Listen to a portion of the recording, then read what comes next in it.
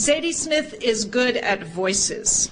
She gave up early aspirations to be a jazz singer or an actress in movie musicals in order to write.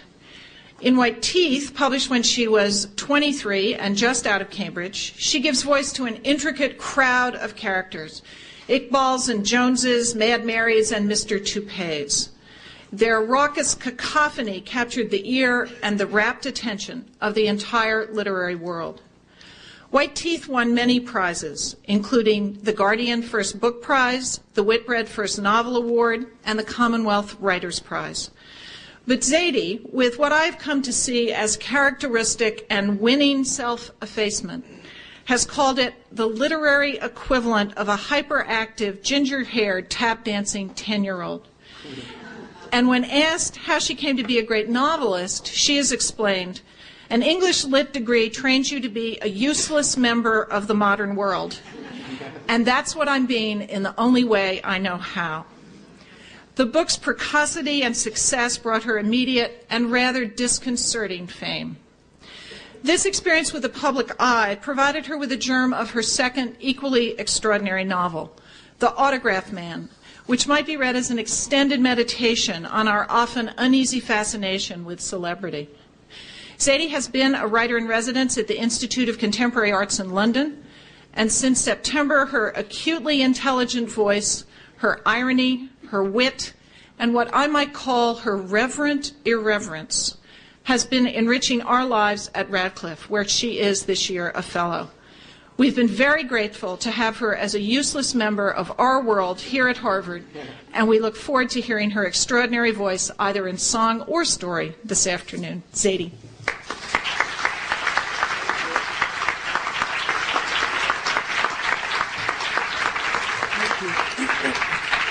Hi. The story I'm going to read is actually an old one. It's a New Yorker story, and it's one of the first proper stories I wrote. I found it recently, and I thought it was actually worth a reread. And since I'm studying here now, and I'm also writing essays on a novel, I've been interested a little in narrative and in anecdote. I was writing a little bit about that and how anecdote relates to storytelling. And this story kind of came out of an anecdote my brother told me. And I wondered about what could be done with it and where you could put the moral weight in it. And so that's what this story is. It's called Stuart, and it came originally out of a Russian saying, which is, he lies like an eyewitness, which I always like. This is the truth, whichever way you look at it. There are these two Greek guys. One is huge as hell, with a melon for a face, round, yellowish, moist, pitted with black-headed acne, and yet genial all the same. It isn't exactly the kind of face the Italians call simpatica, but it's without malice, the way a melon is without malice. It's generous just because it is neutral, and neutral is a sight to behold in certain quarters of the city where men wear their features aggressively like national flags. Comparatively speaking, this guy looks fine, despite a thick neck with a circumference beyond your handspan, beaded with sweat like the legendary boxers. It is a triumph on his part not to look cruel, but then maybe he's just not rich enough to do cruel. Maybe cruel takes more money. As it is, he wears an XXL blue shirt of that cheap material that isn't really silk, but reflects light and looks fancy. Though what the label doesn't tell you is that it tends to be less subtle about body excretions. But you'd think it must be worth a little more of anybody's money to avoid the battalion of sweat advancing from the armpits, the front-line grime on collars, on cuffs. But no, he chooses this cheap pseudo-silk. He doesn't do himself any favours either by tucking it all into some tight, heavy-looking jeans. It's clear that this man has a hard time with clothes in general, buying them, getting into them, getting out of them. Nothing quite fits. Even his apron looks stretched to its limits, the strings burrowed deep in his flank, subsumed by the overhang. And the apron itself decorates his belly with a coloured sketch of 5 famous Greek things: the Acropolis, a kebab, Socrates, Zeus, and finally, defiantly, the Elgin marbles. And he's got gold on his fingers, a large chunk of a ring stamped with a centaur, and an Irish cladar ring, 2 spindly feminine hands clasped around his own hairy middle digit. And for someone who's preparing food for the public, his nails leave a lot to be desired. The other guy, his partner, is about a foot shorter but just as wide, and he's mean-looking, which can often be a mere accident of physiognomy, but other times proves to be right on the money. He's dressed roughly the same, except his apron claims that Greek men do it better, and he is sufficiently bull-browed and rivet-jawed to pull that sort of thing off. The two of them work this hot dog store with no name that you'd notice. The griddle is split among regular hot dogs, large hot dogs and hamburgers, and the onions are fried in a 2-inch groove that runs horizontal along the front. The big melon-faced guy flips the burgers or turns the hot dogs, fries and refries the onions. And the mono-browed, mean-looking short guy scrapes the hot fat from one end of the griddle to the other with an egg slice, puts the meat in its respective bun and squeezes the sauce bottles. And whoever has a hand free deals with the money, wipes one hand on the corner of his apron and deals with the money. Exchanges coins, folds notes, opens and closes the cash box, all with one hand. You can't get rich with this kind of enterprise, but Friday nights and school holidays keep your head above water. Everything runs pretty smoothly, organised, efficient. That's the only way to make it in this country. And you don't need to tell these guys that. There's a short red plastic tub on each side of their stand. The one on their right, is for rubbish. The one on the left for napkins. And about 2 o'clock, 3 white boys come into view. 14, maybe 15 years old. The small one might be 13. It's hard to tell from this angle. None of them can call puberty an old friend, a force of good firmly on their side. They have baby blonde, womanish sideburns on their faces. Not even sideburns, wisps of hair made darker and more substantial by hair products and, who knows, maybe toothpaste. They have man-sized hands sprouting from elongated, spindly limbs, like the extremities of flamingos. And their feet are so huge they might be prehensile. These kids might have just swung into town. And there's nothing in the backside of their immense baggy jeans, no backside to speak of, just air. And possibly this is an evolutionary development, for they're rarely to be found sitting down. They're always in a pack and on the move. They need backsides the way the rest of us need tails. The likelihood is they didn't pass an exam this summer, but their bodies are clever and have been adapting from the inside, silently, almost imperceptibly at first, confounding parents and politicians. These are not the bodies of boys 100 years ago or even 30 years ago. These boys are new. They wear a yellow shirt, a pink shirt and a blue shirt, respectively, and this is how they'll have to be identified, because their shoes, white trainers, and their haircuts, short, greased, quiffed, are uniform. Each has a can of beer lolling in his Mickey Mouse mitt, and 2 of them are the same colouring and height. They don't address each other by name, they know each other too well. "Hot dog, mate," says the yellow shirt, and the smaller Greek takes one out and throws it on the griddle without a word. At some stands you're asked for the money first, other stands want the money at the same time the hot dog's picked up. If they believe in building trust, they might ask for the money after the hot dog is across the counter. These 2 particular Greeks seem to play it by ear, depending on how they feel about the customer.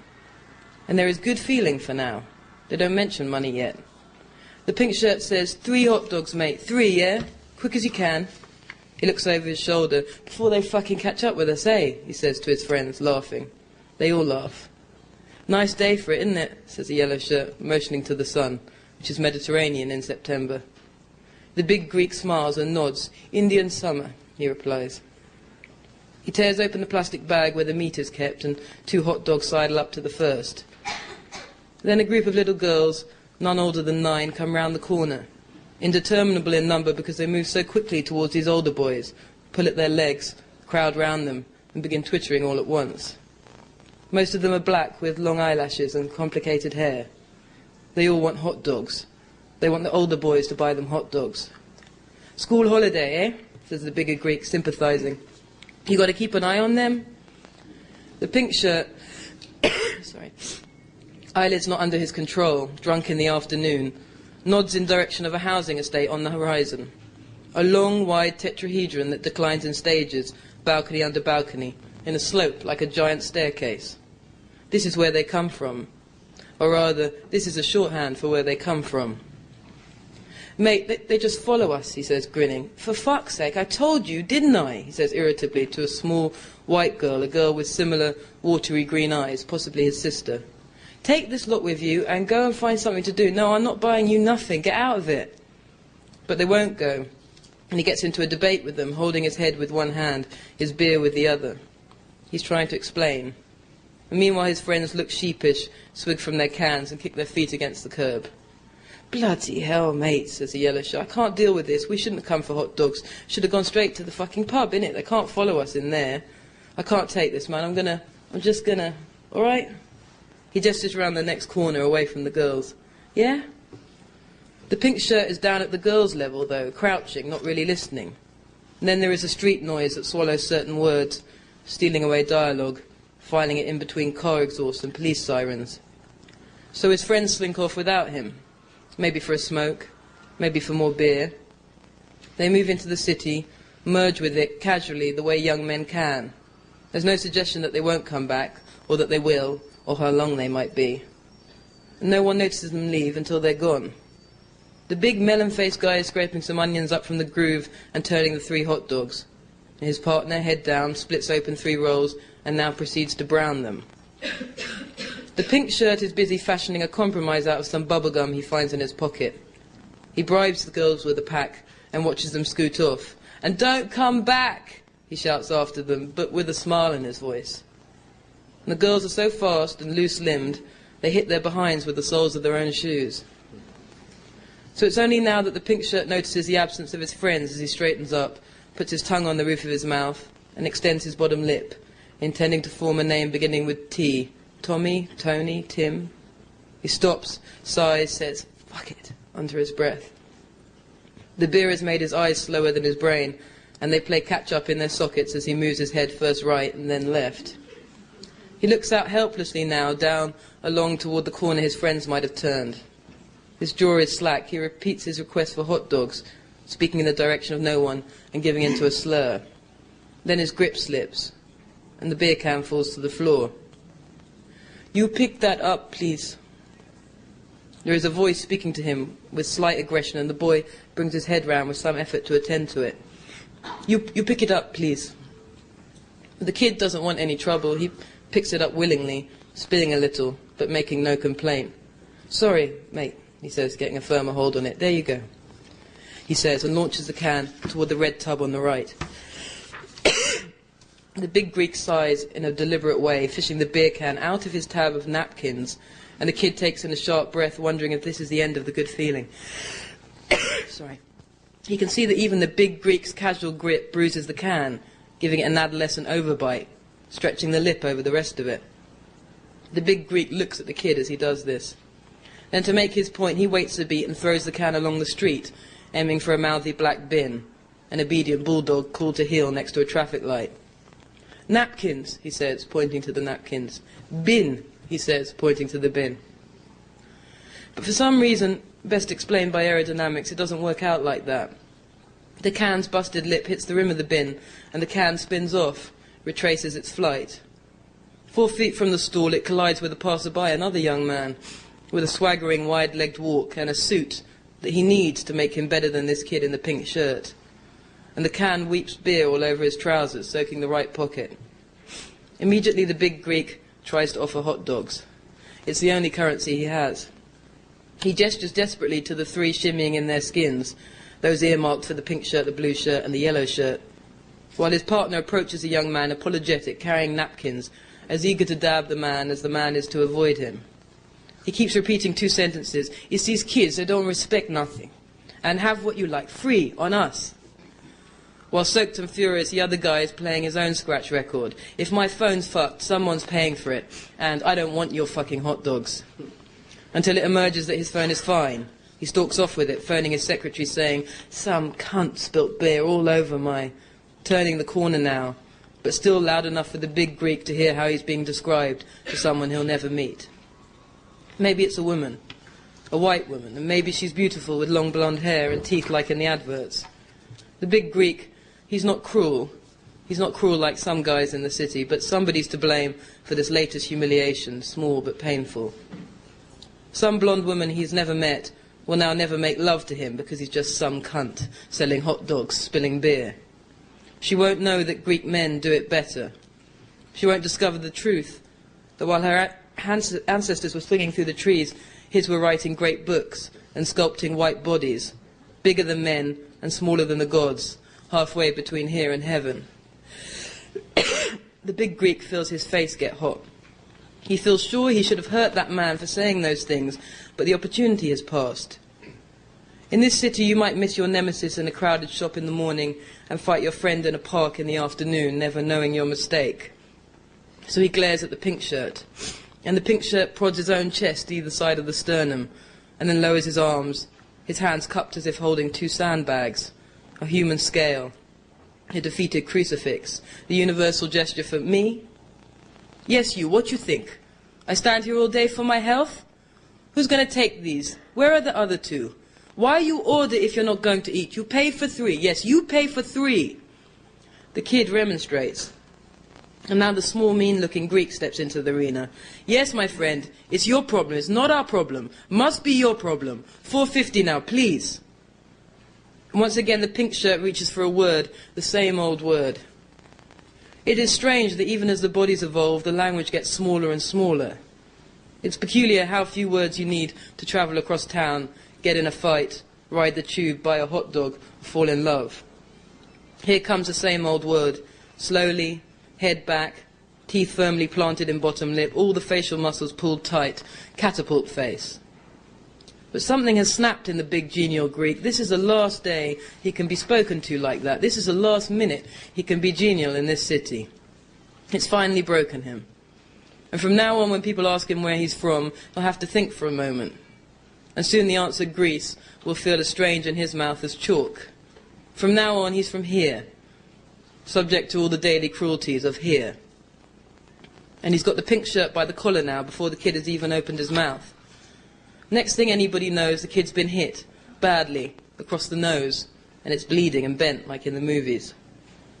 Peacekeepers and antagonizers appear in equal measure from nowhere, from invisible side streets, trying to put their hands on or between the action.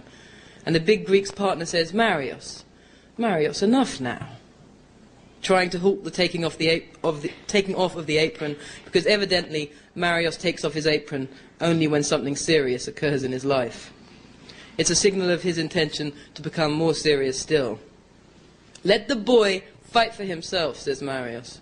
But the pink shirt is on the ground, lamenting. He says, he hit me. Fucker hit me for nothing. Doesn't look as if he's ever been hit before. He can't get up because of the shock. He's crying and bleeding and snotting, and he's choking on all 3 of these involuntary emissions. These kids, says a spectator, a man leaning out of the mobile phone shop next door. They're all mouth and no trousers. But here they come, the trousers, running balloon-legged as air rushes up the absence where a backside is meant to be. Yellow shirt and blue shirt at the scene, trying to process what 8 or so eyewitnesses are shouting in unison, trying to listen to the testimony of their friend. He hit me, explains the pink shirt, again, incredulous. I wasn't doing nothing. He just hit me for no reason. And it is this in the end that he can't understand, that someone should hit him for no reason, that things happen in the city for no reason, and blood springs from nowhere. He's thinking it's not fair. He's thinking about those guys in the papers, white shirt, green shirt, red shirt, pink shirt and orange shirt, who killed a black guy and they got nothing. And here he is, minding his own business, with a nose pushed 3 centimeters to the left for his trouble. Fight, shouts someone, describing what has just happened, inducing what is to come. On cue, the yellow shirt takes a wild swing at Marios, but Marios is without apron, and Marios is too fast and fearless. His punch is a soaring sweeper with the ring hand, and that centaur rides down the boy's cheek, slicing it open. The blood is a carmine red. Marius' ancestors were making wine that colour, pouring it into goblets, comparing it to the sea, while everyone on this pavement was swinging from the trees. Come on then, shouts Marios, beckoning the crowd with his fingertips, defying those who feel that hitting 1 child might be described as unfortunate, but hitting 2 looks like malice. Who wants some? No one. Except maybe the blue shirt, who is resolved to be cunning, sneaking up behind the small, mean Greek and crushing his beer can on the back of his head. And for a moment nothing happens. And then he turns. And no one can be in any doubt now that this particular mean-looking short guy is a book the wise man judges by its cover. He draws back his football of a fist, and everybody starts to run. The blue shirt is first, obviously, followed closely by the small mean Greek, followed by the assembled chorus, which contains Marios, maybe also the yellow shirt. Things are moving too fast, to be sure. This is a sort of tableau, but it's doing the 100 meters. The blue shirt runs as if Tyson were on his tail. He high-foots it, works his arm and pulls his knees up, and keeps his head low like Linford Christie, just looking for the free pavement. It comes down to a hunt now, and though the small Greek has 2 fists, his simple and effective city weaponry, the boy is darting like an okapi, jumps bins, weaves between pushchairs and shoppers and old people, down the high street, searching for any way out. "I'll kill you," says the small mean Greek. No one's in any doubt of that. No one stops running. It's all a matter of being the first to see what's coming next. That's how you win in this country, any country. It's the blue shirt, the chasee, who is the first to understand that the 100 meters is going to turn into the 400 meters, and he paces himself accordingly, while the small mean Greek, the chaser, he struggles. And it's the blue shirt who first spots the final metamorphosis from the 400 meters to the hurdles, as they pass the crossroads and the second set of traffic lights and head directly for those 3-foot iron railings that line the pavement outside McDonald's. It's just elegant the way he leaps them. He barely breaks his stride, his legs in an S shape as he glides over, landing as firm as a Russian gymnast and turning the corner without slowing down. Of course, leaps like that are what being 14 is for. But the small mean Greek is so transfixed by it that he, like everyone else in the street, ignores the street for a second, focusing only on this flying boy who has been made supernatural for a moment by the extra 6 inches in the air that his fear and his youth have bestowed upon him. The small mean Greek ignores the street like everyone else, thinking he will be safe like everyone else. But it is only he who is heading directly, unknowingly, for the tremendously fat man in the brown McDonald's uniform who is leaving work, pushing open the large glass doors, minding his own business with his Big Mac and his fries. An immense man, 300 pounds of a man. He barely walks, this man, but waddles. He needs to turn his feet out as much as possible just to stay upright. His long hair is in a ponytail, and it's wet with sweat from root to tip. He is a new species. He's out of breath from the effort of crossing the road, and you get the feeling he's always out of breath. It's hard work being that weight in this city and keeping any dignity. You get stared at with pity and relief because whatever the commuters have done today, no matter how shameful the act, it's put into perspective by the sight of you and others like you, fat and poor. Fat, poor people are truly public television. And if this guy notices anything wrong as he bites into his burger, it's just that he can't feel any eyes on him this afternoon. Something else must be happening on a different channel. "Move!" shouts someone. But it's hard to save a man if you don't know his name. Sorry. And they're not close enough to see Stuart, star, star, star, on his name tag. There's only 3 stars. And 5 stars are the most you can receive as an employee at that burger bar. But Stuart, star, star, star, is only an average McDonald's employee. Lord knows what he does wrong. Maybe his weight makes him unpleasant to the customers. Maybe he's slow with the coffee. Through the glass front of the restaurant, 10 feet away, you can see that the other servers are Somalian or Indian or Caribbean, and they're in the 5-star bracket. Maybe they give 5 stars only to their own. And no doubt Stuart, star, star, star, has suspected this. Jesus! That's the sound from the crowd as the 2 men collide, and Stuart goes up in the air, his belly moving like a giant beanbag, his whole form rising a foot, 2 feet from the ground at least. Christ is the word as he lands badly, horribly, as only a really fat man can land. For even once he's hit the ground, it's not over, as the force of the impact travels in waves through the loose flesh. And then a collective gasp occurs, the kind people believe to be a convention of the movies until it happens to them. Many women scream. The more responsible people, the people we would like to have running our hospitals and checking our gas heaters, they look for the nearest phone and tentatively suggest first aid or that nobody panic. The yellow shirt vomits where he stands. The small mean Greek kneels on the ground like a supplicant where he fell, looks to the heavens and shouts something in his mother tongue. "Oh God!" cries a woman, as if Stuart, star, star, star, were her own child. Oh, God, oh, I can't stand it. Oh, God. She means she can't stand the thought that blood can spring from nowhere, even when it isn't her own. But you've got to be tougher than this woman if you want to survive in this country, any country. Somebody call an ambulance, she says, though she knows in all probability that somebody already has. Because this is the truth, whichever way you look at it. Stuart needs an ambulance right now. Stuart's stubby sausage of a right leg is bent backwards at the knee. His foot is back to front. He's faced with his own heel like a puppet doing the can-can. His body is pain. You can tell because he's shaking like a Mexican jumping bean. He can't cry because he hasn't even got that far. He hasn't got as far as consequences. He's still sitting in the event. Yet already he has passed into anecdote. And those who didn't see it are being told about it by those who did, putting more pounds on him than his frame can hold, placing him higher in the air than a man can go. People will go home this evening and phone their friends. People will elaborate over dinner. And it might serve to stave off an awkward silence between colleagues tomorrow morning as a train rumbles on from the end of the line to the middle of town.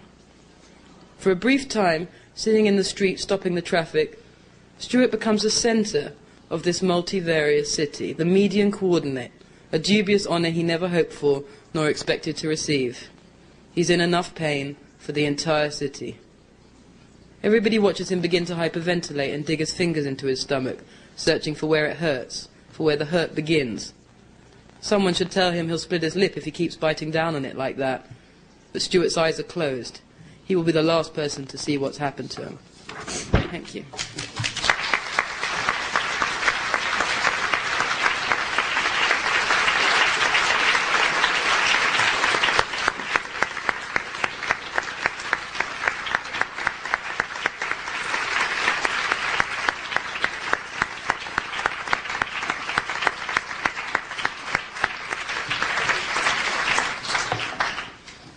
And that was marvelous. Thank you. Thank you so much. Audrey, we need a glass for some water, please. And our second writer today is Caryl Phillips. And here to introduce Caryl Phillips is my colleague, Professor Homi K. Bhabha, who is the N.F. Rothenberg Professor of English and American Language and Literature and Professor of Afro-American Studies. Homi Bhabha.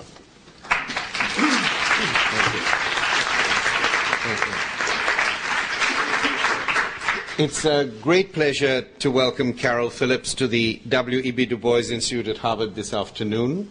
On reading your vita, I now regret that I failed to welcome you to Oxford in the late 70s when you first came to the university as an undergraduate, and I was ending a rather lazy career as a graduate student.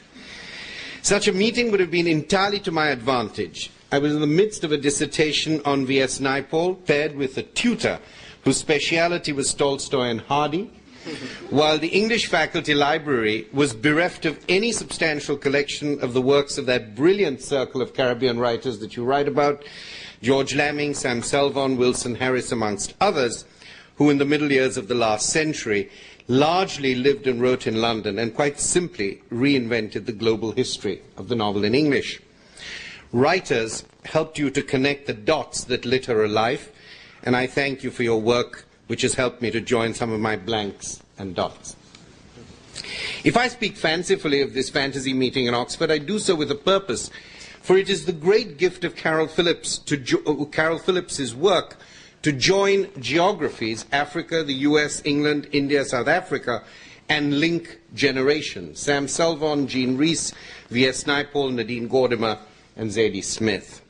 His work resounds with the amplification of what he calls the Atlantic sound, which is also the title of his lengthy study of the afterlife of the African diaspora. In the late 70s, when we might have met, Caryl Phillips's remarkable career was still ahead of him. His way in the world of letters has happily been paved with prizes and awards: the James State Black Memorial Prize, the Lannan Literary Award, the Guggenheim Fellowship. He is a Fellow of the Royal Society of Literature. His first novel, The Final Passage, published in 1985, won the Malcolm X Prize. The European tried, 1987, a profound personal engagement with the dusk of dawn that shadows Eurocentric life and thought, won the Martin Luther King Memorial Prize. His fictions include A State of Independence, 1986, Cambridge, 1991, and The Nature of Blood, 1998. He has published an anthology of British authors born outside Britain called Extravagant Strangers, which I have found both very moving and incredibly useful and important. Caryl Phillips has taught all over the world and now lives in New York, where he's Professor of English and the Luce Professor of Migration and Social Order at Barnard College. The memory of slavery, the history of displacement, the injuries of indenture, the exile of gender, Phillips regards these events and affects as the grounds on which to construct communities of condition rather than to establish solidarities based on separatism or exceptionalism. Cultural hybridity, he writes, is the quintessential Caribbean condition, and this allows him to imagine creative networks of generations, cultures, literatures, and history that do not stop at national frontiers or balk at great traditions or allow themselves to be stared down by political dogma. Although he is both judicious and generous, Philip deftly tweaks the tails of sacred cows and steps on the toes of white elephants. Admiring Naipaul's remarkable elegance and insight, Philip has no patience for his celebratory sense of his own suffering and sacrifice. Nadine Gordimer is praised for her courage, but rebuked for capitulating in her recent work to the rather pious lure of political rhetoric. Arguing against what he calls the discourse of racial entitlement, Phillips wishes for another Ellison or Faulkner, as he puts it, race matters, sure it does, but not that much. The question is, of course, how much, and where do you find the measure to weigh, to judge the complex matter of race? These are large questions of immediate political importance, whether they concern the Michigan Law School brief before the Supreme Court or the mobilization of cultural knowledges in the prosecution of war. But there is another subtle measure to the extent to which race matters that haunts Phillips's vision of the New World Order, and it gives the phrase a kind of different significance. Race matters to the extent to which the shame and humiliation associated with it, its injustice and its provocation, can and does mobilize a resistance to its own depredations, a challenge to its own degraded facts and fictions, a way out of the dead matter of race towards another life. In my view, it is this affirming, if agonizing life that comes from the labor of grief that marks the distinctive and distinguished work of Caryl Phillips. While we wait for the new Ellison to emerge or another Faulkner to appear, I want to warmly welcome Caryl Phillips and to ask him to share his work with us this afternoon. Thank you.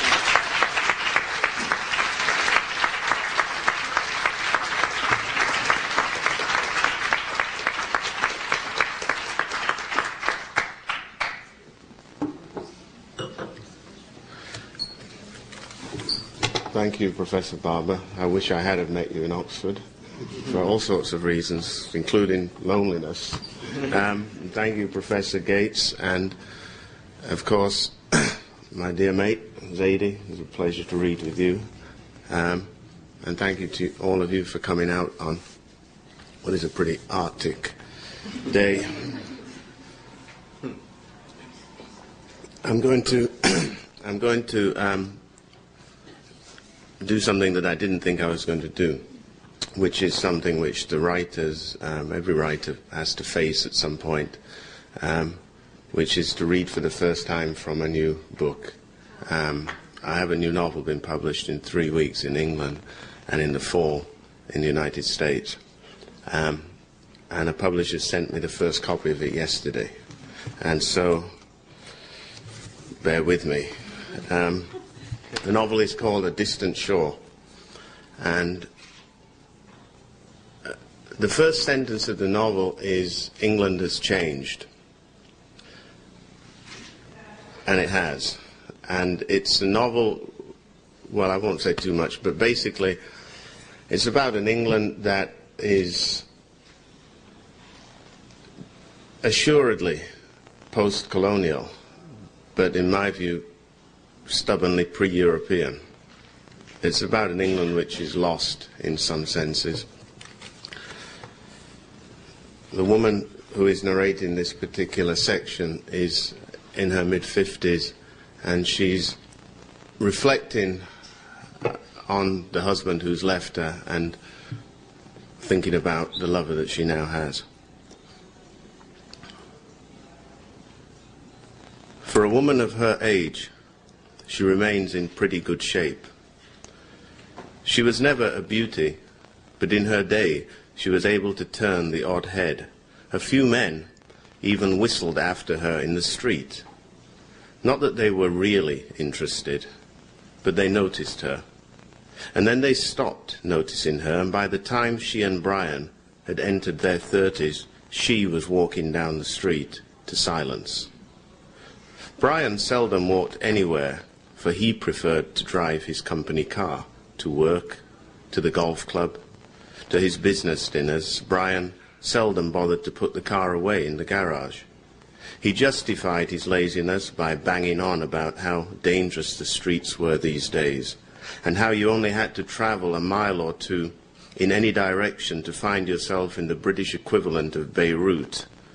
He didn't like it when she reminded him of the Chadwicks, who were driving along the avenue at the end of the road and minding their own business, when suddenly they were blocked in by two vans. 4 men jumped out of the vans and bashed in their windscreen with monkey wrenches and took all their jewellery and money. And so, to her way of thinking, it didn't seem to matter much where you were these days, for people seemed to feel that they could pretty much do whatever they liked to you. There had even been a story in the local paper about a woman who was badly beaten up by a gang of kids in the park across the way when she tried to stop the young hooligans from mugging her for her 6-year-old daughter's bike.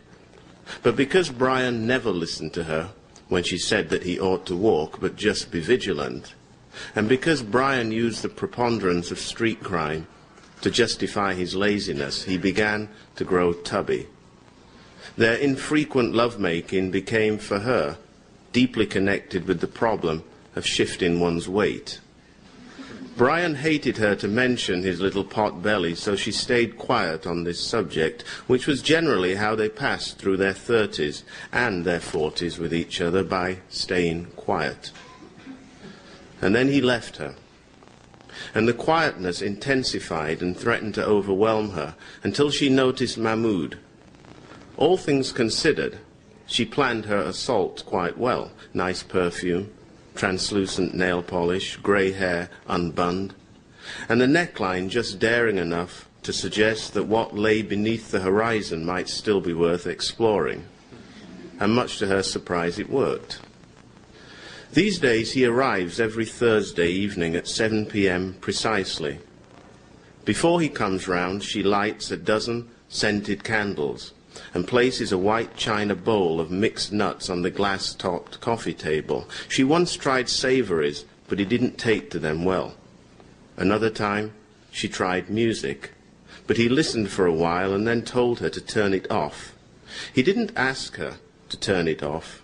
He ordered her, with one hand busily pulling his lobe, as though her choice of Chopin had somehow damaged his oriental ear. These days, she does not bother with either savouries or music. At 7 p.m. he knocks twice, and then he rattles the letterbox so that the flap clatters noisily. She has lost count of the number of times she has suggested to him that knocking at the door is sufficient, but he seems to be helplessly addicted to the letterbox. However, as she quickly draws the curtains and then pads her way to the door, she reminds herself that this annoying little habit of his is just another part of their ritual. Mahmoud is tall and striking. To begin with, he used to step through the door and bend and kiss her on the forehead before stooping to unlace his shoes.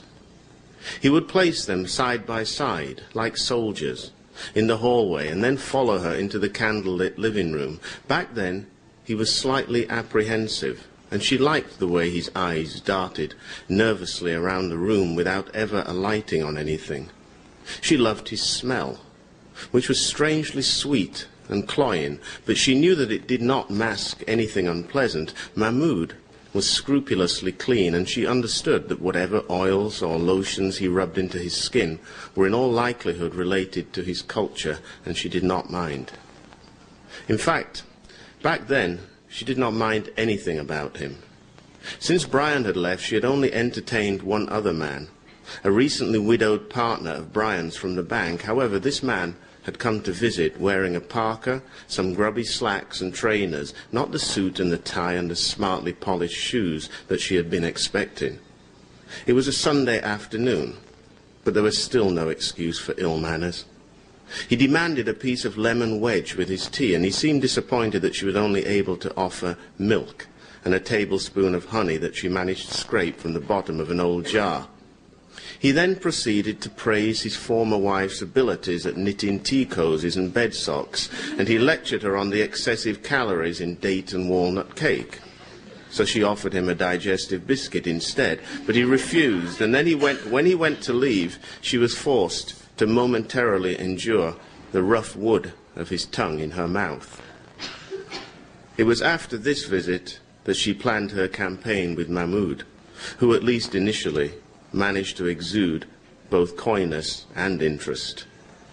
These days, Mahmoud has dispensed with this performance. Mahmoud manages to meet her eyes before stepping first on the heel of one foot, then on the heel of the other, and wriggling his way out of his shoes. He still lines them up next to each other, but after such a dismal approach to their removal, this gesture seems almost insulting in its affected formality. She is relieved that he still seems amenable to eating first, for to dispense with the etiquette of the shared meal would be to abandon dignity. However, dignity is a word that Mahmoud seems to be increasingly unfamiliar with.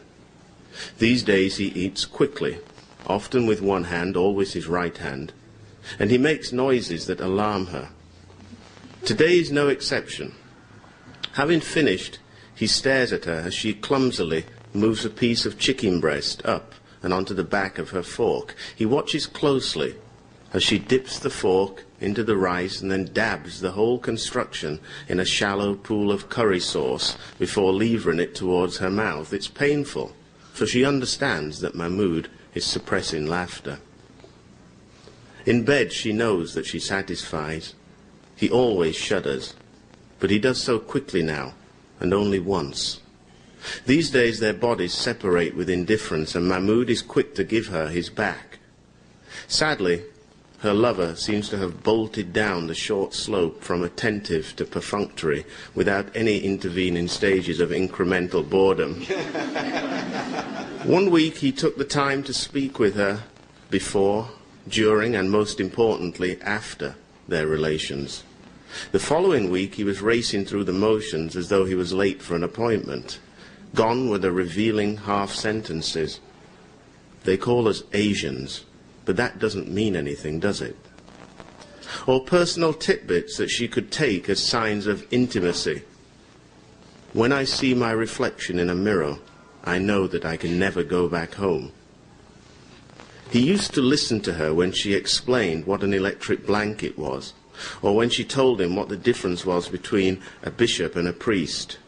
When she suggested reading improving books, he took the trouble to ask her what she meant, and her use of the phrase birthday suits actually made him laugh out loud. They were, of course, in their birthday suits at the time.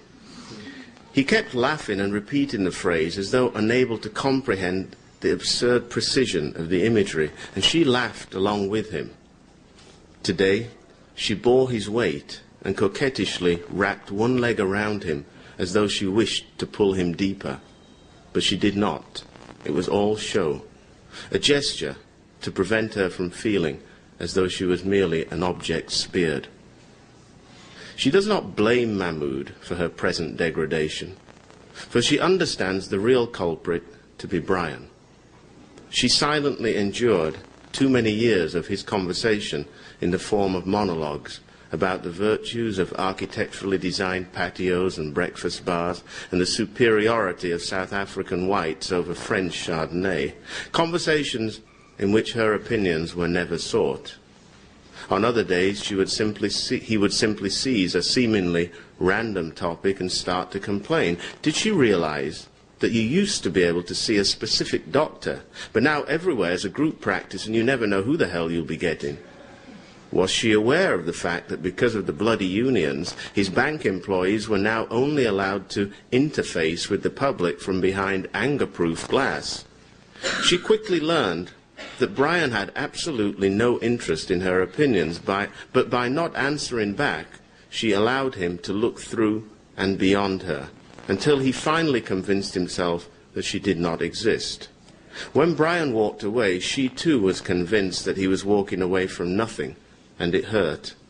However, at least to begin with, Mahmoud did not treat her as though she were invisible. She stares at his back. To be desired is not unpleasant, and to be mounted and entered suggests desire. In the beginning, she toyed with the idea of asking him to find a way to stay over. She wanted him to tell his wife, Feroza, that he had to visit his brother in Leicester. But somehow she never found the courage to put this proposal before him, and he never suggested it to her of his own accord. One night she did ask Mahmoud if the next day they might go to the town museum to see a visiting exhibition of priceless Eastern miniatures. But he looked at her with disbelief writ large across his brown face. With some effort, she was able to imagine that his curdled face was rejecting the art and not her company. She smiled. But inwardly she decided that she would never again suggest anything beyond the boundaries of their arrangement. She was not a woman who coped well with rejection. But, if truth be told, Mahmoud had not rejected her. He had simply arrived at a place where he no longer felt it necessary to either woo or enchant his 55-year-old mistress. Strangely enough, she still trusts this lithe man, who briefly visits her table on the way to her bed. When he first spoke to her outside the confines of the newsagent's shop, he did so with a candor that she was sure Feroza had never been privileged to hear. He sat in her living room, loudly sipping strong tea and nervously rubbing one blue-socked foot on top of the other. She told him that last week she had been furious at the ill manners of the woman ahead of her in the queue at the shop. The woman had complained that she could smell curry on her copy of Hello magazine. And when poor Mahmoud had offered to refund her money, the rude so-and-so had simply stormed out. But they both knew that by itself, this incident did not explain her asking him over for tea. She had framed the invitation as an opportunity for social intercourse and cultural exchange in an English home.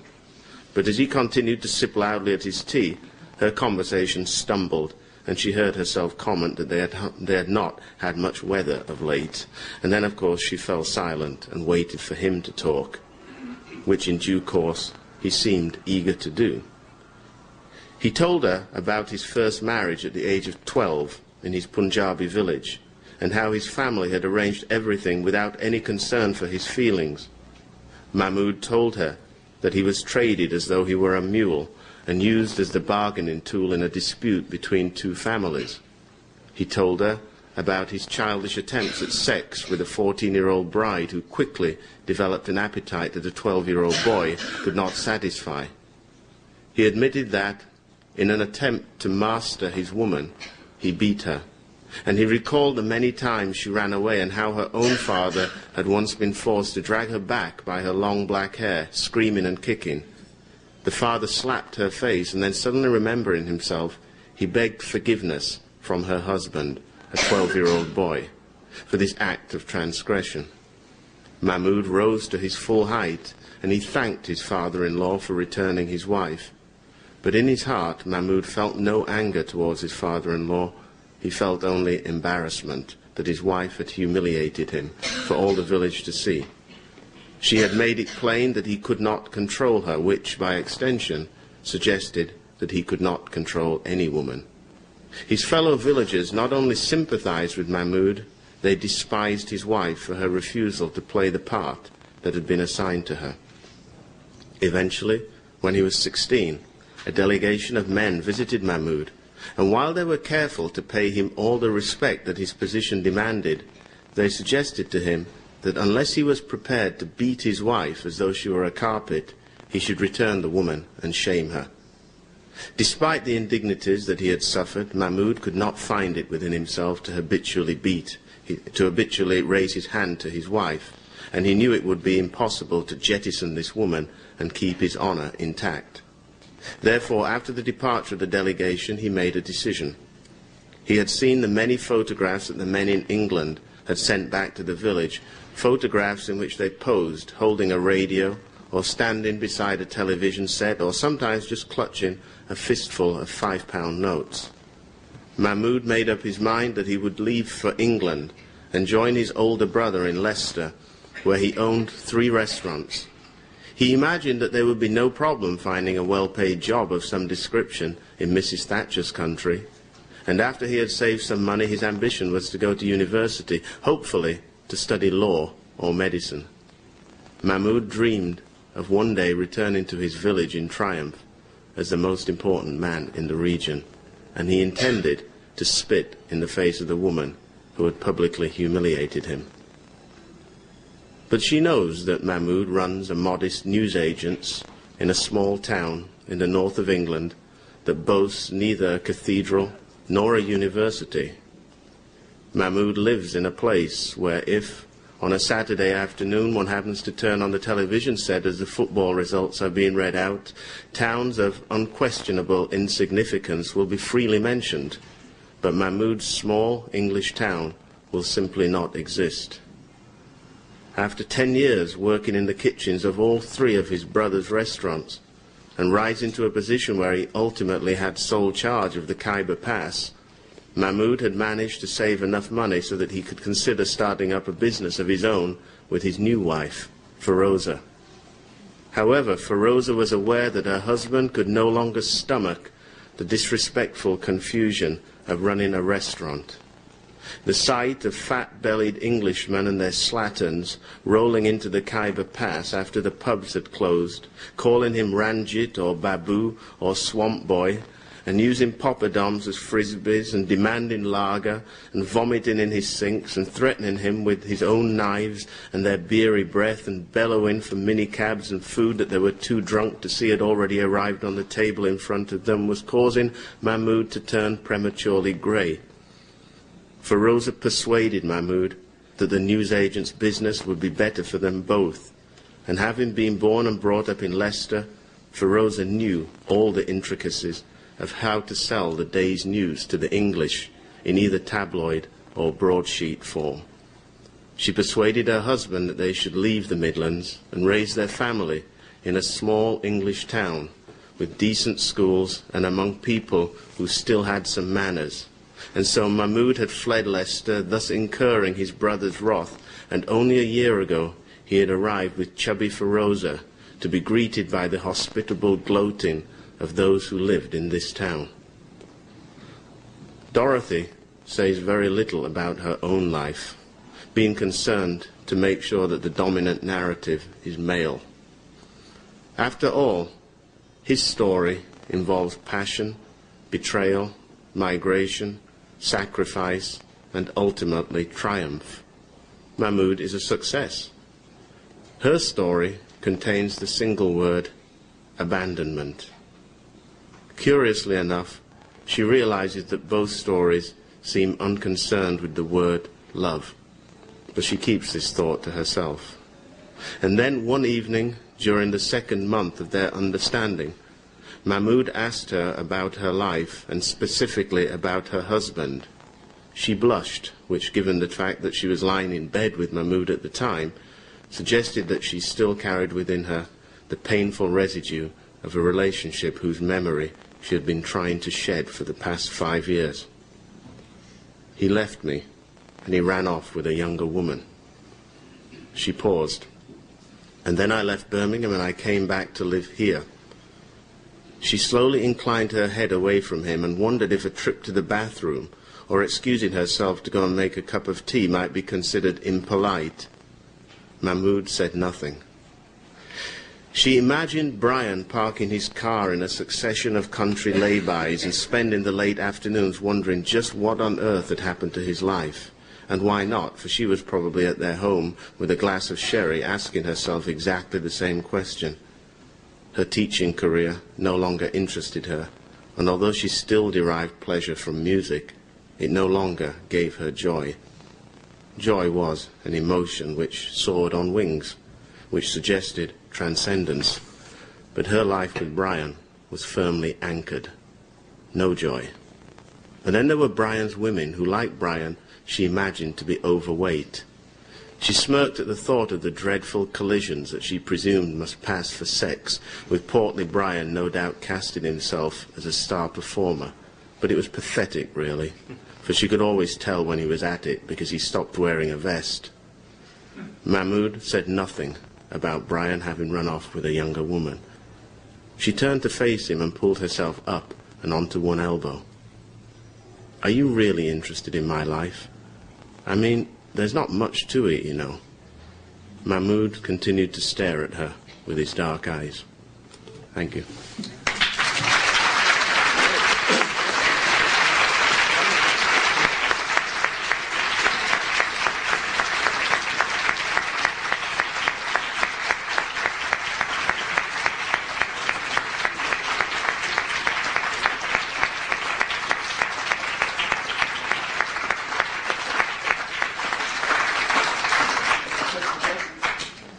Come to the podium. Questions, comments? You can bring your glasses. Can I come up here? I want to start. I have a question. I'm going to ask you a question. Lady first. I'm going to ask you both. Now, this is a series called Black Writers Reading. Right? So, how black is your writing? Sadie? Yes? Man. Cass, you're writing about English people and Indian. How black I is just that? got to recover. Zadie's going to go first. Okay, great. Oh, Christ. So what's that even mean? Oh, God. I mean, I can't think of it in any other way than it's as black as I am. I am black, I write, and therefore it is black writing to that extent. And that's about as far as I could go with it. Anything else always... I knew this thing from school, that the idea that certain attributes, I mean, outside of the kind of directly social or economic, but personality attributes would be white or black. It's kind of against the spirit of fiction, which is to defy anything which seems typical. So I'm also allergic to the kind of comedy of, black folk do this, and you notice white folk do that, and that kind of, I have a problem. I don't enjoy that kind of comedy, and I don't enjoy that kind of writing. So when I write, I try and assume people. Like when I wrote White Teeth, I remember a lot of my Asian friends said, you shouldn't do this. You're not Asian. You don't know who these people are. You have no idea, and blah, blah, blah. But I felt as strange towards the Asian community as, to an idea of a Jamaican grandmother. I mean, I have one, but how much do you ever know about other people? So you always have to make a leap, and to me the leap is equal every direction you go. But I would say that because of the facts of my life and because I am black, I find it hard to read writing which considers the white man as a kind of objective correlative of all things. And there's a lot of fiction of that type, and when you write people of other colours, there's an immediate assumption that you're trying to be exotic or showing otherness, but to me these people are subjects of their own lives, just as any white character or white man is. So I guess that's where it comes for me, the defence of everybody being an equal subject. So if we wrote to you, Nellie McKay and I are the co-general editors of the Norton Anthology of African American Literature. Yeah. And we wrote to you, we said, we want to put you in our anthology. It's a key problem that I'm not American, so well, but I would have it. That would be difficult. You're an American right now. You're I'm an American so right if we now. Wrote, let's just say if we did, you would write us back and say? I would always say yes. I mean, everybody has different leanings. I suppose when you consider yourself politically, I might consider myself a feminist first and a black feminist second. So I do tend to, when I'm thinking that way ideologically, I do tend to move more towards that. But I would always put my fiction, if asked, in any kind of anthology. Girls who are 5'7" anthology, I'm there. Anything. Okay, thanks. Cass. I don't know. I think all writers are doggedly individualistic. Don't like groups. Don't like to be clumped together. Don't like to be labelled. I mean, to answer your question, if you and Nellie McKay wrote to me and said, do you want to be in our anthology? I mean, my response is, who's editing the anthology? I mean, there are some people I can imagine would write to me and say, do you want to be in my anthology of black writers? And I'd say no, because of who's editing it and who might also be in it as well. So, Does that mean you'd say no to us, Gaz? No, I would say yes to you, Skip. But, it's... I just think that it's just very difficult for writers generally to labor under the heading of any collective word or collective phrase. It's just a very difficult place to be. Obviously, some are more charged than others, and the term black writer, black writing has historical connotations which go with it, which have sometimes been reductive. So we're working against an undertow of history when you say that. You're trying to redefine the phrase. In a sense, in some people's mind, you're trying to dignify the phrase and give the phrase, wheels and a track to move on with a great degree of finesse and elegance. $40 million endowment, So it just depends who's asking. I mean, the question is often put in another way. What section of a bookstore do you want to go and find yourself in? Well, I don't have any control over that, so I don't worry about it. I know that some bookstores I go in, you'll find me under Caribbean literature, some you'll find me under British, some you'll find me under African American, some you'll find me under black, some you'll find women, so English? Are you found under English literature? Yes.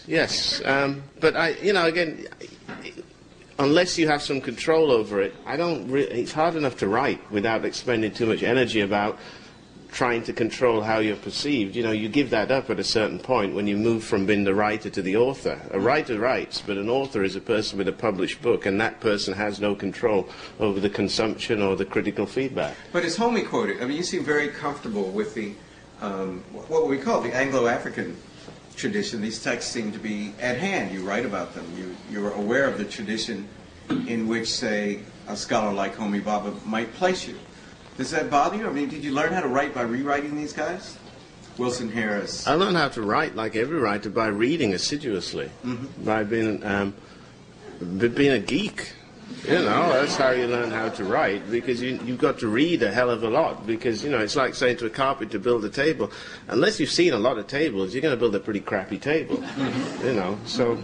How about you, Zadie? Did black writers self-consciously influence you deeply, or not at all? My mother directed me to a lot of American black fiction, so that was some of my earliest reading, alongside a lot of 19th century English fiction, which she'd got from an Anglo-Jamaican upbringing, and particularly from a Jamaican education, because she was there, so she was 16, so a lot of kind of Walter Scott, a lot of Lorna Doone, this kind of thing, was the kind of stuff I read early, along with Alice Walker and Zora Neale Hurston. I think, particularly because I read Zora so early, and because I don't think you can devalue the experiential part of reading. There is part of you, no matter how objective and high art a reader you think you are, which is moved by a portrayal which has some connection with your life. And particularly when you very rarely get to read anything of the sort. And I mean, Jamie Crawford in that book is about a million miles away from anything to do with my upbringing. I was brought up in Kilburn, so it's kind of a distance from the Florida swamp. But there was something about the portrayal of a black woman that I really hadn't read anything like that before, and it remains one of my favourite books, and it's certainly common amongst a lot of young black women writers that book was hugely significant. But I think again that maybe one of the biggest effects being considered a black writer has had on me is a kind of allergic reaction to various things, which I hate as well because it's entirely artificial. So you hope after a while that you'll feel completely calm about the whole situation. It's the same with being, a very young writer, so you become allergic to reading other books by young writers because you fear that influence or that milieu. So now I'm feeling much more free. Like, I've never really written a black male character, and I have two brothers who wondered why, and often asked, well, what's up with that? And it was partly because I couldn't get there. I thought it was the experience between my brothers and me, even in one family, is so hugely different, because the fact is, if you're a black man walking the street in London as opposed to a black girl, your experience is extraordinarily different. So I felt I almost couldn't assume it. And I wrote one black character in The Autograph Man who was kind of had a vague base on my brother and other people, but it's something I want to feel completely free, the way that you imagine, or I imagine, a white writer feels completely free. I want to feel free to write about my own people and other people, and I don't want it to ever be an issue when I write. But it's like in that Virginia Woolf essay, what is it, the angel, not the Room of One's Own, the other one, very short, about the angel at my table, the angel behind her, which is kind of Victorian spirit. Does anyone remember the true title of his essay? No? But the Victorian spirit who... What? Yes, in Professions for Women. And she imagines a kind of Victorian spirit who is always stopping her being quite the writer she wants to be. She's always saying, Virginia, why don't you worry about the draft, or go and get the shopping, or what about the flowers? And she's there, and she says she had to kill this woman in order to write the kind of writing she wanted to do. And there's certain people I need to kill, too, to write them. Not literally, of course, and then they go through New York with a knife or anything. But there are writers who have such a heavy influence on you, you need to... And ideas that have a heavy influence, you need to shake them off. Is Zora Neale one of those people? I couldn't... But to shake her off would be... tricky. The last page of that I used to, for a long time, I had on my door when I wrote about she throws her shawl like a net. The day of the battle. Yeah, it's really incredible. It's beautiful. Incredible line, and I do think that book is extraordinary. But it's been so reclaimed. There used to be a time when you thought you had a job to tell everyone you knew to read it, and now that day is gone. Everybody's read it anyway, so that's fine. But it's a wonderful book. Yeah. Is it more artificial to you to be classified with Kaz as a black writer, say, or other black British people, than to be classified as an English writer? Are they equally artificial, or? When I wanted to be a writer, I wanted so much to be an English writer, but that never meant to me a white writer, because for a long time in England that just hasn't been true, and I was thinking of people like Kaz and Rushdie, and they seem to me English writers. So it is very, very important for me to be an English writer, if I'm honest, more than anything else. But that Englishness includes a great range of people. And even when it is white English, like Forster, one of my favourite writers, it's so Indian. It is as Indian as the English and as English as the Indian. They're interlocked, and I don't have a problem with that. Okay, Kaz? I think the last point you made, Zadie, is very important, because I'm a generation older than you, and at the time when I started to write, the notion of what an English writer was very much William Golding, Iris Murdoch, John Fowles. There was a very strong sense of an English writer being a middle-class, white person, preferably male, one or two honourable exceptions. The notion of England itself at the time when I was a student, when Omi was at Oxford too, was an England which was still trying to come to terms with any kind of fusion, any kind of understanding of its own cultural hybridity, to say nothing of its own racial eclecticism. And so when I looked at literature, it was a literature which I didn't see anybody within the parameters of English literature, if you like, who looked like me. And it happened in the 80s, it began to change. So I can perfectly well understand why Zadie says now, English literature doesn't seem quite the fortress that it maybe appeared to me, because we have within English literature people like Rushdie, people like Hanif Qureshi, people like Ben Okri, people like Bernardine Evaristo. We have a whole range of people who have changed the portrait, if you like, have introduced some new faces onto that canvas which says this portrait says this is English literature. Well, there are some new faces there which suggest a quite profound change, which goes hand in hand with some other changes in British society. Not Parliament, but the football team. So. Okay, good. Open it up. Questions, comments, sir? Stand up, please. Can you identify yourself, kindly? My name is George Dunlap. I'm a Harvard College class of 74. I like it. One question I have on this topic of what is a black writer is... Are you directing it toward both or just toward one? Well, I'll start with Ms. Smith. Okay. Okay. And it will be a question, right? Yes, it will be. It sounds like you're about to make a statement, but I know you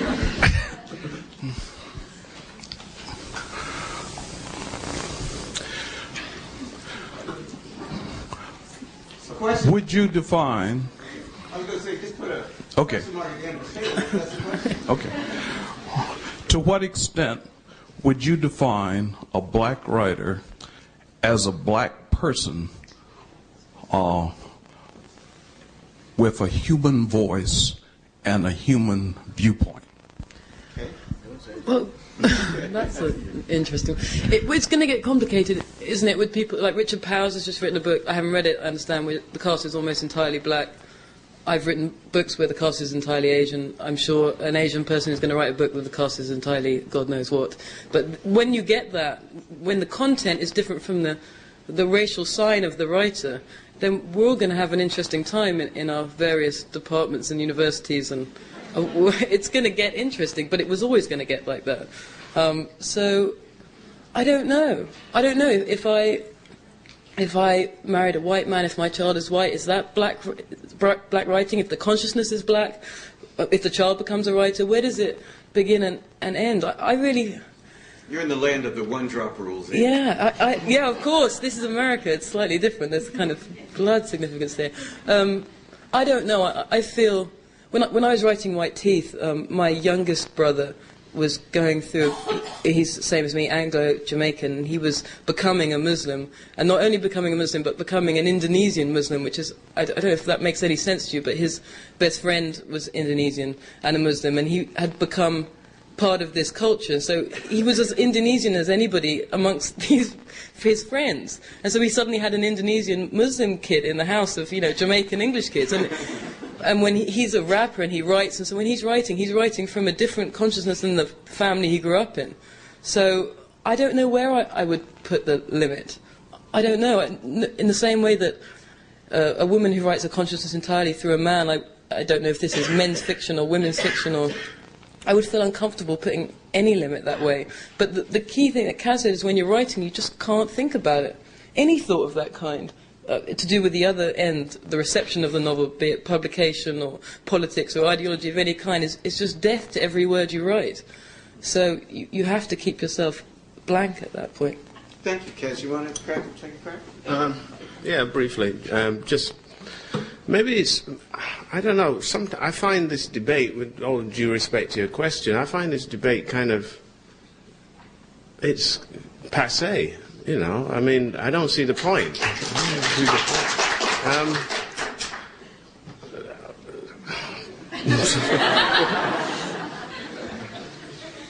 Yes. Yes, ma'am. I'm Cecile McCarty. Could you stand, please? No, I'd rather just you have my voice. I'm Cecile McCarty, and I'm one of the earliest Bunting Radcliffe fellows to Harvard. And I share a past with you, Sadie, from the Caribbean, and a brother from the Caribbean. My question is, your writing, whom are you addressing? Who do you imagine your lectors to be? Was it to Zadie? Okay. Well, I'll be very brief. When I'm writing, I am the reader. So I don't think of anybody else apart from myself. Obviously, I am my reader. I am the only reader that matters when I'm writing. I'm trying to do two things at once, but if it sounds wrong to me, then it's wrong. You know, I might be able to convince myself that it will sound terrific to everybody else, but if it's wrong to me, it's wrong. So I am the reader that I imagine. I am my ideal reader. There's a practical element, of course, post-publication, because, you know, you have to think about who is reading your books and who does it, you know, does it matter if you have a certain constituency or a certain audience? And all I can say to that is, I think I would be worried, given my own background, given who I am, given what I see when I look in the mirror and brush my teeth in the morning. I think I would be worried if I never saw any black people come into any reading of mine. It would sort of give me pause for thought. But that's not why I write. I don't write for black people, I don't write for white people. I write for myself, and I hope that I am lucky enough to get a readership that's as wide as possible. You know, boundaries of race, nationality, gender, I don't care. I want as wide a readership as possible. And just one small point on the Caribbean. I think those of us who've grown up or have some relationship with the Caribbean, or who had a Caribbean parent in the house, or who... The question of cultural hybridity and crossing boundaries and transgressions are so deeply rooted into the Caribbean. We are all hugely and wonderfully impure. We cannot find purity. When I hear the word purity, I want to run for the hills. Growing up in the Caribbean, having a Caribbean background, breeds into you a healthiness towards all of these questions. Border crossings, transgressions are part of a Caribbean heritage. I just think Europe and North America needs to just wake up and smell the coffee a bit.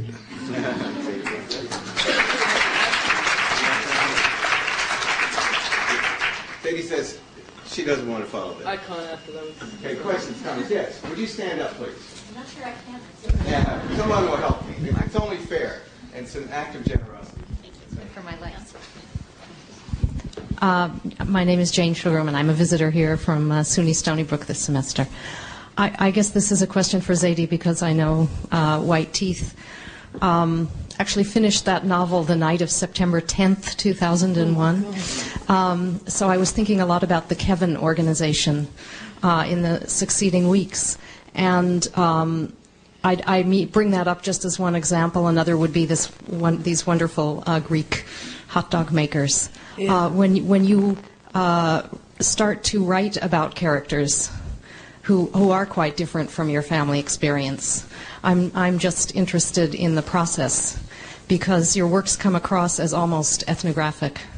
And I think a lot of people find there's something that rings very true about these characters, no matter how multifarious they are. So I'm just interested in how you approach that. I remember in the kind of few weeks after, about a month, I think, after September 11th, I got a letter from the writer David Foster Wallace, which said, I guess this isn't a really great time to be hawking a book about comedy Islamic fundamentalist groups. I was like, you're damn right. It was awful.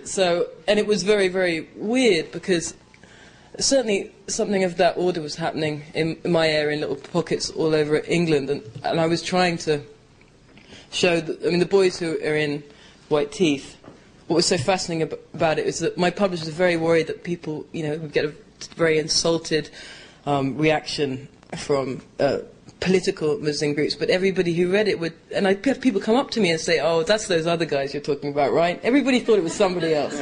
And it was the same with the Chalfins, that I'd have these lovely, middle-class couples, English couples, and say, we know people just like that. They live next door. But it was never them. It's never that kind of jump to think, well, maybe this is a bit of me somehow. But for me, it's just kind of a fetish. I was brought up in a household which is so stringently atheistic. I mean, you can't even imagine. If a Bible came into my house, it was burnt immediately. It was that kind of household. And if you do that, you breed children who are really fascinated in religion.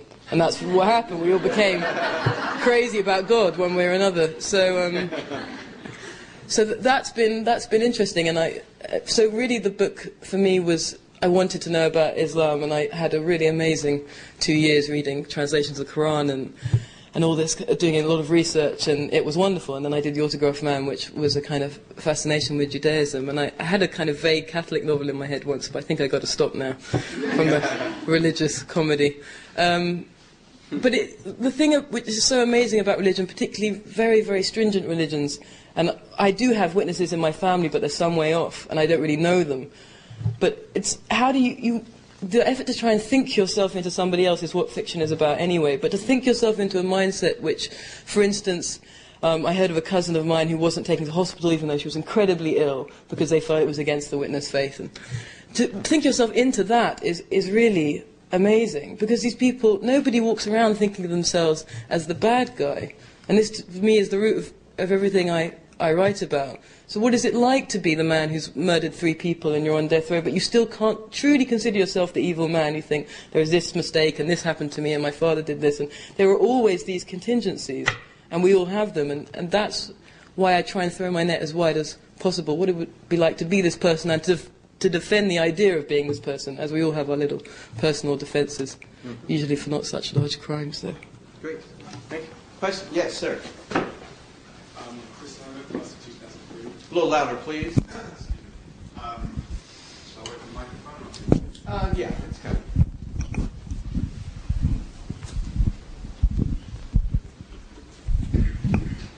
I'm Chris Lambert. I'm class of 2003. I grew up in London, red, white teeth over the summer.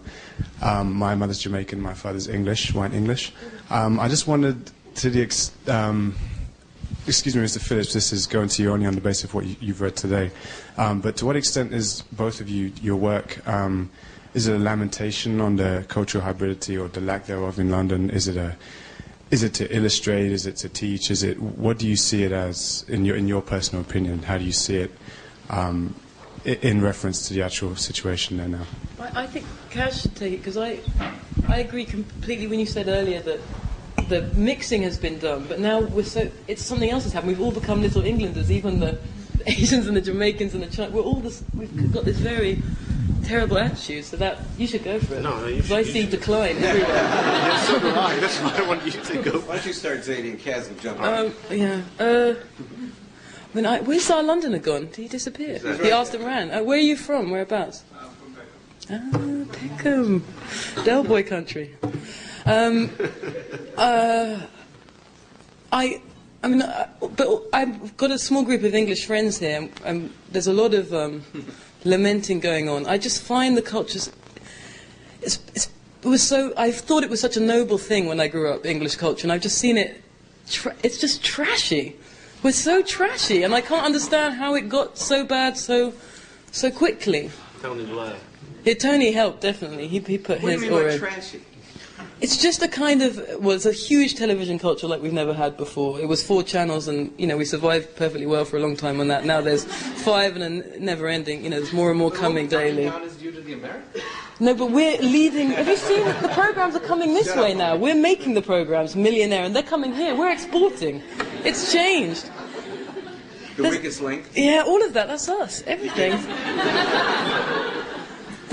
I don't know. I think maybe writers always think their country is in total decline. I agree with you.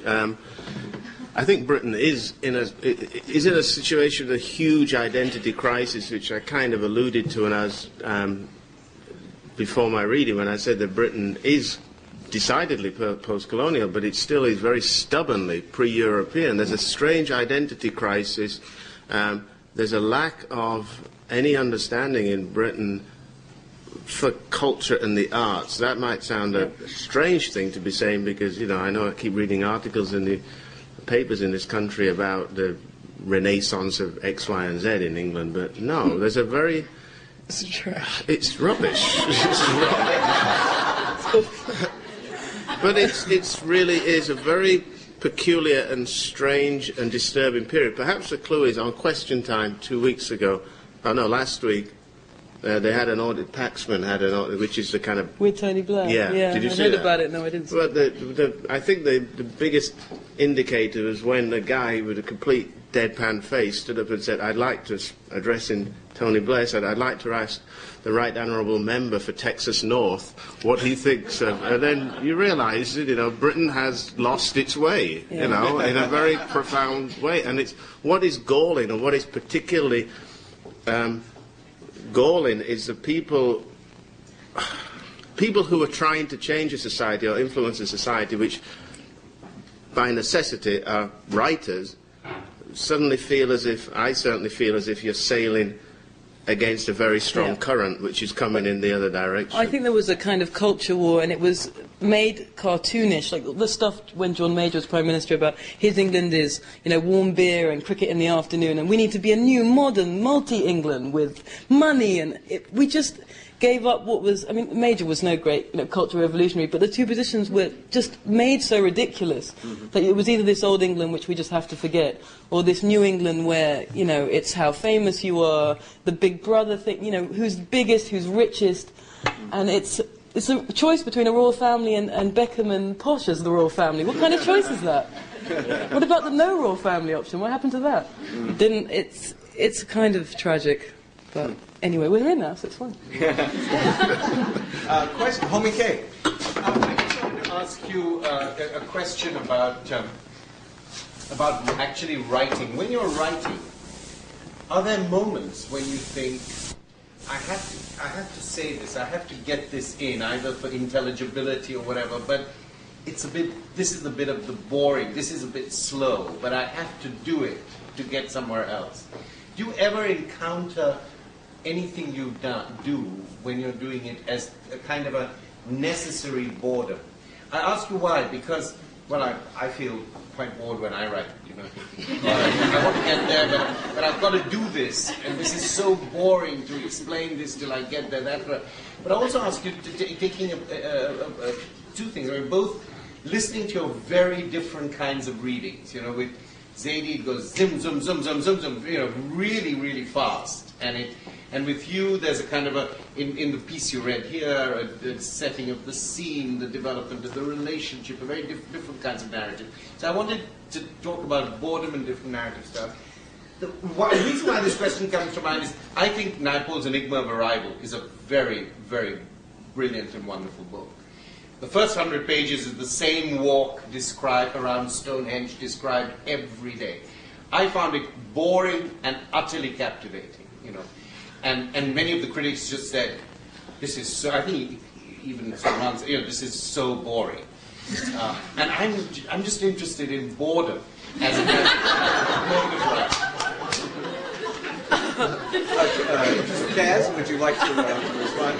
I'm gonna have to be very careful how I address this. I don't know.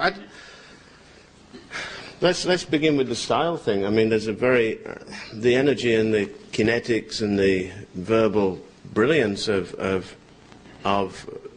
Zadie's narration, not just in the piece she read, but in her books, is something which I couldn't do, even if I wanted to write like that. I don't have that sensibility.